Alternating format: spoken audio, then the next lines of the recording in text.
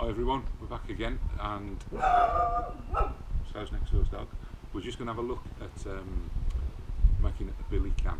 So what all a billy can is a little cooking pot for putting over the fire.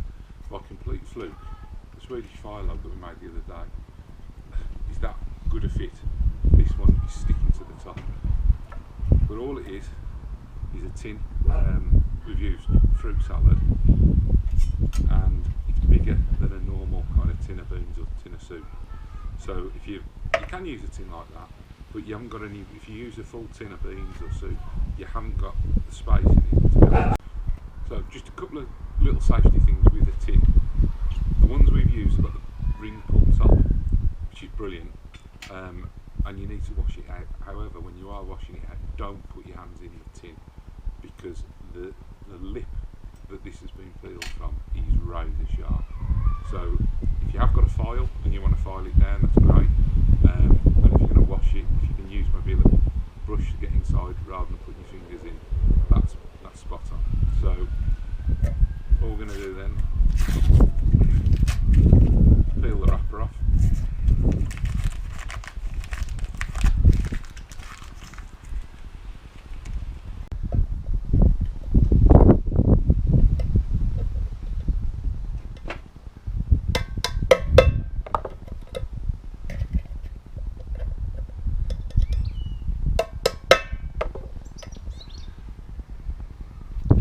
So you can see that's the two holes there.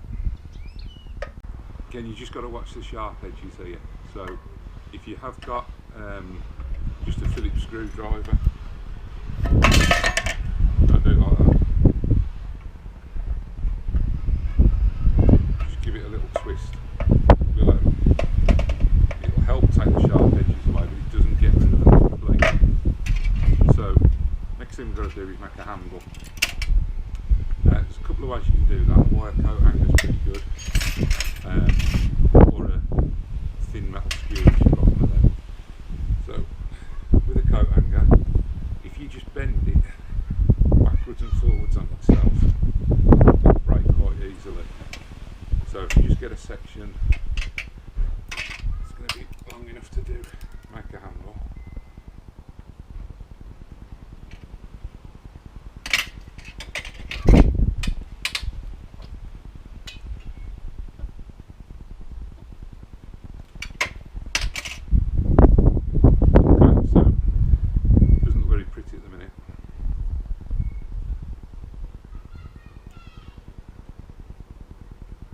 Shape it round with your fingers quite easily. So if you just bend two hooks, one on either end, like that, and then pass one end through. Again, just be careful with all these sharp edges on this bit, and there you go, you've made a handle. Don't throw this bit away, because this bit can be used to make a hook as well. So if you just untwist the neck where the hook is. Okay, you've got one hook. You just straighten it out.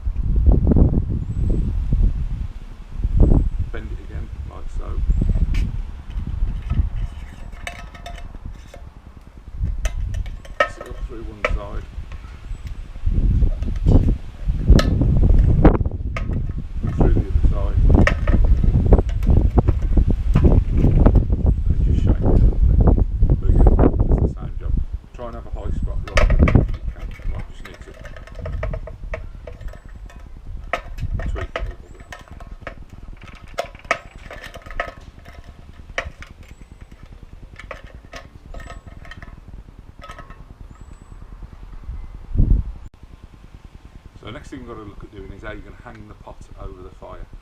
So an ideal thing for this, if you've got one, would be a fishing rod rest that you can just dig into the grass, and then you can rest a stick on it on an angle.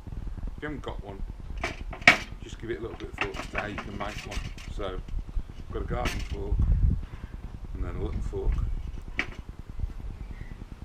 just going to take the two together.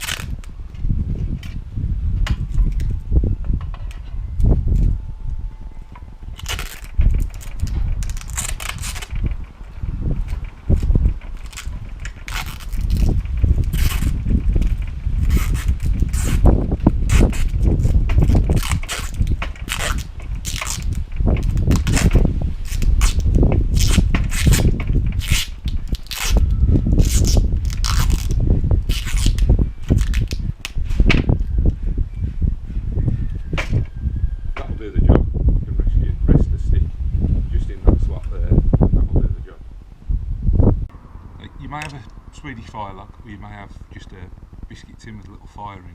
What we've got to try and do is get the pot suspended just above it there, so everything's going to cook properly. So take the fork that way around, pop it in like that, and then if we take a broom and put that like that,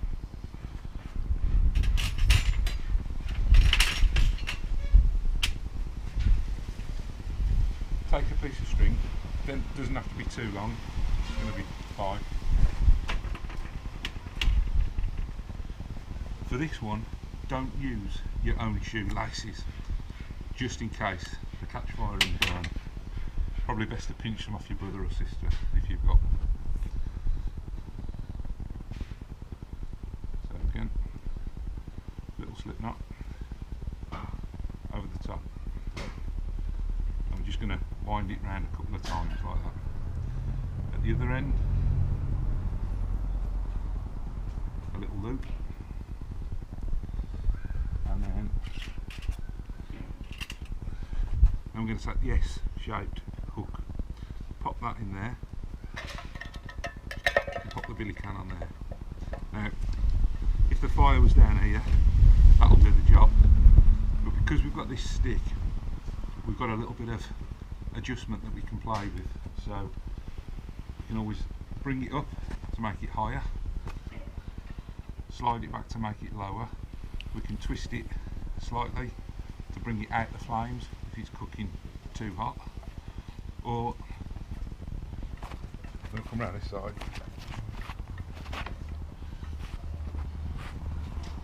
Spin it round, pop it back, and get the angle that you're looking for. Now when it's full of water or something inside, it won't swing about as much as that, but just be careful with it. The other good part of having this nice long handle is that you can be a big distance away from the fire. All round here is going to be hot, so if you can, try and keep the string fairly long, just so that that isn't going to catch fire and melt. And then the other thing is, once you've decided that you want to take it off the flame, it's cooked or it's boiling or whatever, however you need to get rid of it, you can then pop it down. I'll just show you the best way. So if you take it off the fire, take it to a flat surface, so we're going to use that, pop it down, and then just take the hook away, put it out the way. Okay?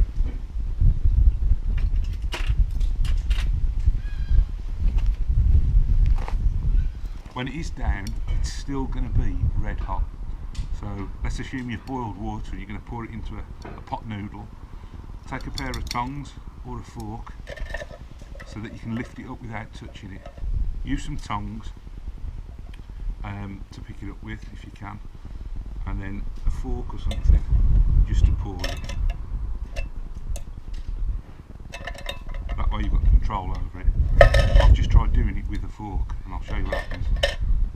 So you pick it up with a fork, you then go to tip it and if you're not careful, it can slip off, which obviously you don't want boiling water everywhere. So if you've got a pair of tongs, that's probably the safest way of doing it. Possibly a pair of pliers if you've got a pair of pliers, or if you've got a pair of leather gardening gloves, then potentially you could just hold it with a pair of gardening gloves and use something wood or metal just to pour it into your pot. The other possibility is that if you've cooked soup in it or something like that, you could actually use that to eat from. So just let it cool down just for a minute, just so it's definitely not boiling or anything. Another way that you can pick it up is with a tent peg. So keeping the hook at the front and the fork at the back, and again just slowly pouring out the contents there.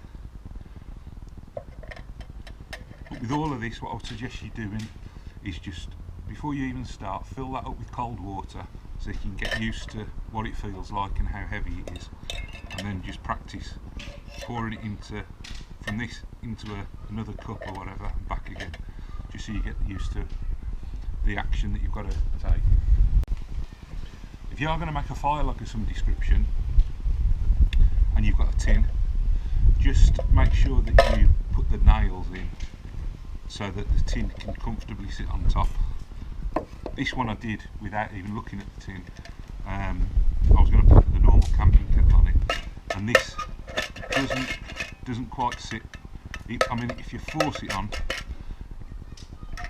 it sits, but I would just bring them in maybe half a centimetre on each side, and then it will sit, and the heads of the nails will actually catch on the lip as well, just to keep it in the middle. So just a little bit of preparation and thought on that one.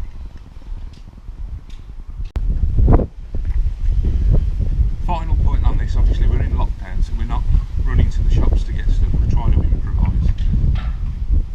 Probably not a good idea to use a rake, for the simple reason that if you tread on it, it's going to come up and smash you in the face. Broom is probably a much better idea using a broom. You can tread on it, but it's unlikely to do you any damage. Good thing about using a broom, you could just use the broom handle if you had a broom handle, but once you've got it to the level that you want it to, it's not going to spin anymore, and it's not going to go up or down. So having that T-bar at the bottom just gives you a little bit more control over everything. So I've got another little gadget to show you, which looks like that when it arrives.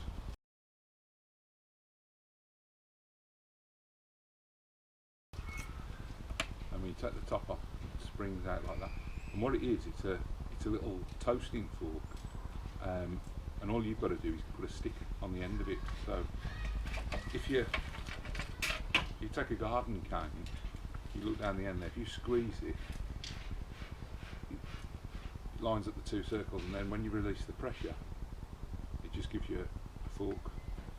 So you can put a sausage, piece of bread or whatever on there, hold it away from you, spin it round and toast it on the fire.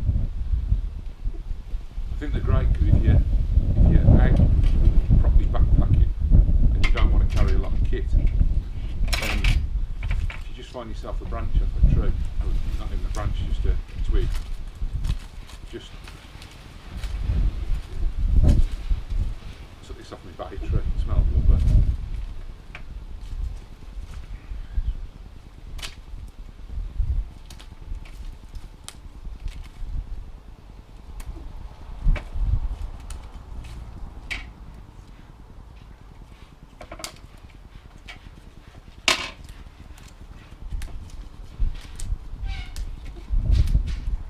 Get yourself a stick,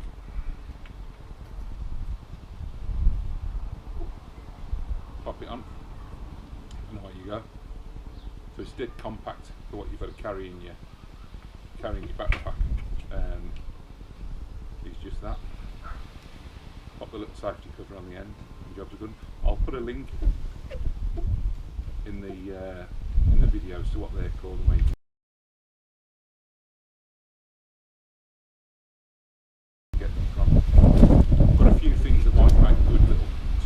similar gift ideas.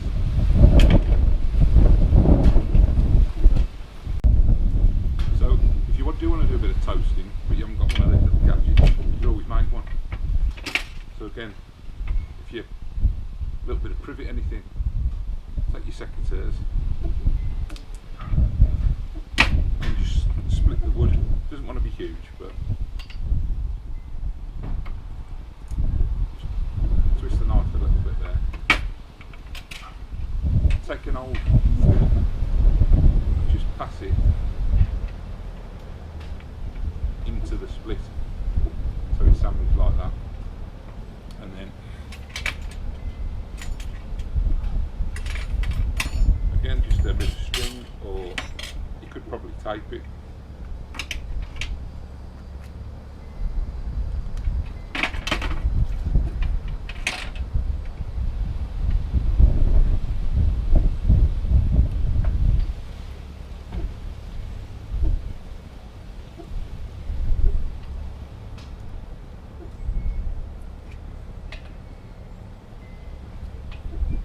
All I'm doing there is just, I haven't even tied the knot in the end, I've just overlapped it.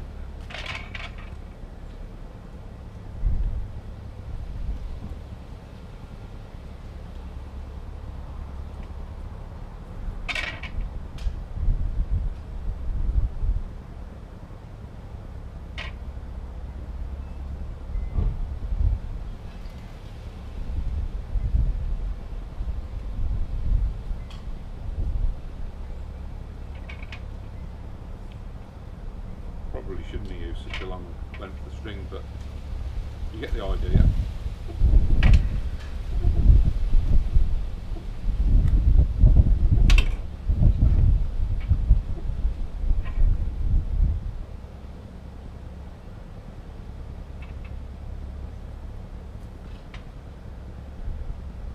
There you go, got yourself a toasting fork. Again, means that whenever you're doing your cooking, you're keeping yourself well away from the fire, so it helps with safety. You can put marshmallows on the end, slices of bread, sausages, whatever takes your fancy.